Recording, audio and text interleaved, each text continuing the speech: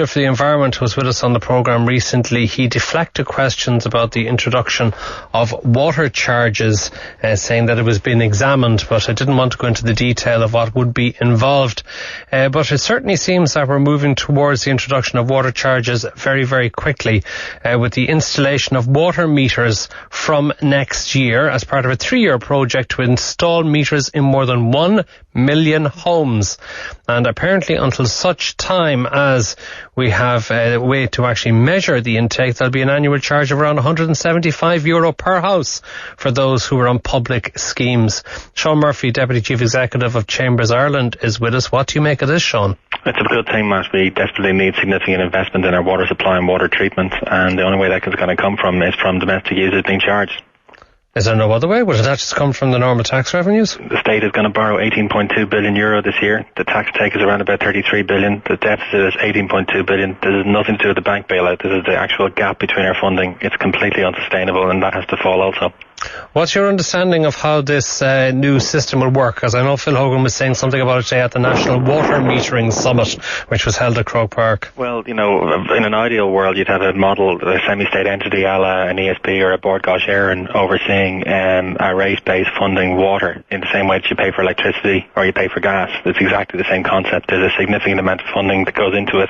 Costs the taxpayer about €1.2 billion a year to deliver free water to only 75% of households, according to the census in 2006 that receive it from the public water supply. The rest look after themselves or get it from group water schemes.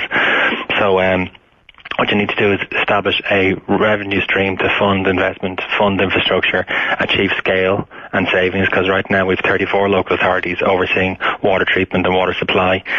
Even combined, all 34 together would still be smaller than the average UK water company. I think it's perfectly feasible and perfectly reasonable that it should be a semi-state, and crucially that semi-state would then have the ability to go into the international bond markets to get funding that is needed to invest in our water supply, water treatment and water infrastructure. Would a semi-state be able to raise money in the bond markets at present when our country isn't able to do so? Yeah, they still are at the present time. They're still doing it. Okay, and how much do you think would they be able to raise? Well, ESB, Bord Gáis Éireann have raised significant sums on a rolling basis over the last number of years to fund things like the ESB networks investment, to fund the upgrades in the Bord Gáis Éireann infrastructure. Once you have a solid revenue stream that is solid, it is, a relatively straightforward prospect to go out into the international bond markets, prove your business case and get the funding.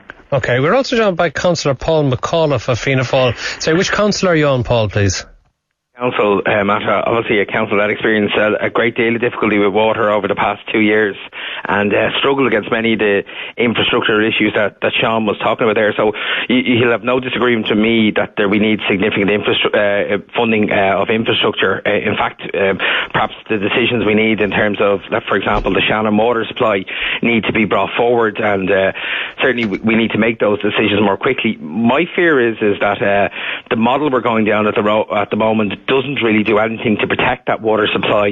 The council tell me that we need over €1 billion a year, €1 billion over the next 10 years to keep the water supply ticking over and to improve it just for the city, exactly, Matt. And really my question is, it takes even the best water company in the UK over 25 years have only metered 65% of their homes.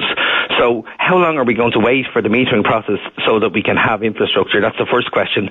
And the second one is, really, does a flat charge do anything to reduce waste? Does it do anything to help build the water infrastructure problems that we have? And given that it's all coming out of the same pocket, really, can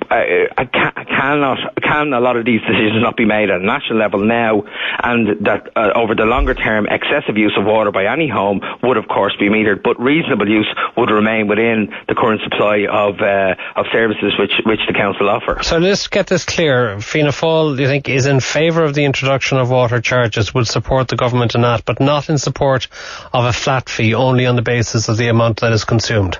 Well, I saw Collins' my colleague's statement today, which is responding at a national level at the Oireachtas. So I'm speaking from my experience in the council. My view is that we need investment in infrastructure. That has to happen. Yes, ways we can do that is through local taxation, and I'm a strong believer in local taxation, but not a flat rate charge that doesn't take into account people's incomes, doesn't take into account people's individual circumstances. I can see the government looking very kind of enviously at the NPR charge, the second home charge, and that was a very effective way of raising quite a lot of money. But it was on people who had second homes. What we're now suggesting is that we would have an equivalent charge on every home. And there's no really, I would look forward to the proposal, because how would it work for example, in a rented property? Will the tenant pay or would the landlord pay? How would it work in a situation where there are people in a house on social welfare? Would they pay less? Would there be a waiver scheme? It really has to be thought out. And I think the difficulty which I have with all of that, and I think Sean would agree with me on this, is that we can't wait for some of those long-term decisions to be worked out for the infrastructure investment to be made in the short term. And my view is that a comprehensive funding model needs to be put together by the government to make decisions on how we're going to fund water. Sean Murphy, a lot of people are texting in saying they just simply will not pay this charge. They regard it as unjust.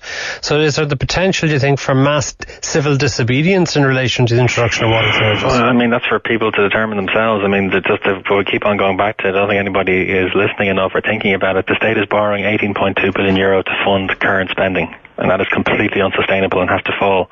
In terms of the water supply, it's desperately needed. We need additional funding, need additional investment. I don't believe we have time to wait and delay for an extra couple of years. And I think how you could get around the issue of social welfare recipients, and for example the elderly, would be in the same way you get it around it for things like the TV licence fee or other types of electricity offerings, wherein the state pays up the difference or makes up the difference.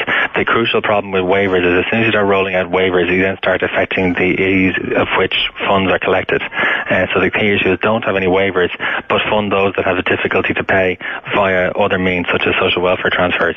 And what do you make of Paul's comment there that in London they still haven't managed to fit all the meters? They've been trying it for 25 years and they've only managed to do 2/3 of them. All the more reason why you need a flat fee then, isn't it? Because that way you actually get the rating base in place to actually roll out the infrastructure. So you wouldn't put meters in at all, no? No, absolutely. I'd get meters in, because the sooner, it's a bit like broadband. As soon as you get fibre to the house, it's much better than when it's to the curb. And for the same reason, as soon as you can get meters to as close as possible to the user source, you get much better rating capacity. But for example, Dublin City Council has made significant progress by putting in meters at the major arterial points of the water supply, so that they can actually identify where leaks are happening at a lower level. But still, it's unaccounted for water, where water is just lost between the treatment works and the tap, is still too high, even though it's fallen significantly. It's north of 50% in some local authority areas, the actual unaccounted for water, which you and I have paid for through our taxes to be treated. So clearly, you want as many meters as possible, but they're not going to be rolled out in the short term. So that's why you need to put in the flat fee immediately to actually put the funding in place for a sustainable water treatment and water supply infrastructure that is fit for purpose and for our needs over the next couple of decades. Some of the comments coming into 0834100 this one says, I live alone. The house beside me has 10 people living in it. How is it fair that we both pay the same flat water charges? Another one, I live in Cork. License match, you know. I live in Cork City, says another. Will this stop my water turning brown on such a regular basis? Here's one. Why on earth isn't the charge based on the number of bedrooms in a residence? That would naturally scale itself to the demand and ability to pay. Well, would it? What if maybe a family had moved out, just leaving the parents behind in a 4-bedroom house? Why should they pay for it? And don't a lot of houses down the country have more bedrooms than one in the city? So does that mean that country houses on a public supply, rather than having to do as a private scheme, should they actually have to pay more? Another listener says, fix the leaks first. And others bring up the issue of refunds and rebates if the water supply isn't up to scratch. Paul McAuliffe, if you do start charging people for their water, doesn't that mean there'll have to be a better supply? Well, I think that is inevitable, and that's what we want to see. We do want to see a better supply. I think on the issue of leaks, and that's been mentioned by one of your callers there, we have reduced the leaks from a peak of 42% down to where we are at 28. But to get it down to 20%, we need certainly €500 million to be invested. And the other side is that there are leaks on the customer supplied. So beyond the garden wall, there are leaks. And I know in one metering scheme which the City Council put in, one home was using the equivalent or leaking the equivalent of 90 other homes. Now, you have to ask the question, if that occurs, obviously it's the responsibility of the householder. If that household belongs to the City Council, there's going to be significant costs back to the City Council. But also there may be individual people in those homes that can't literally afford to have those water fixed, and we'll have to find some way to assist those.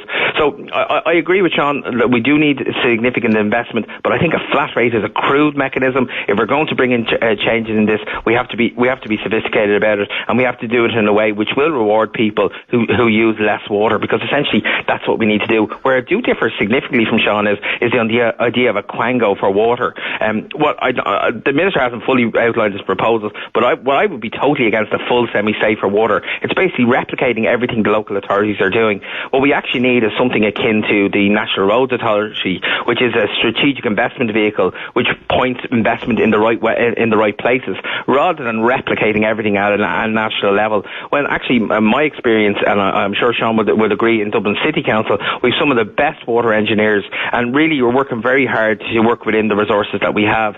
So I don't want to see another layer. I don't want to see another quango. What I want is strategic investment in places. And so, for example, something like the Shannon Water Project, to take Shannon from water from the Shannon and into Dublin, that needs to happen, Matt, and it needs to happen with money. Well, I tell you, you're going to have them all on from the Midlands giving out about the idea of the Shannon being drained to supply water for Dublin, but I'm going to leave the two of you there, Paul McAuliffe of Fianna Fáil and Sean Murphy, Deputy Chief Executive, Chambers Ireland, because I'm told that the Minister, Phil Hogan, will actually join us in a few moments' time, so let's have a break first.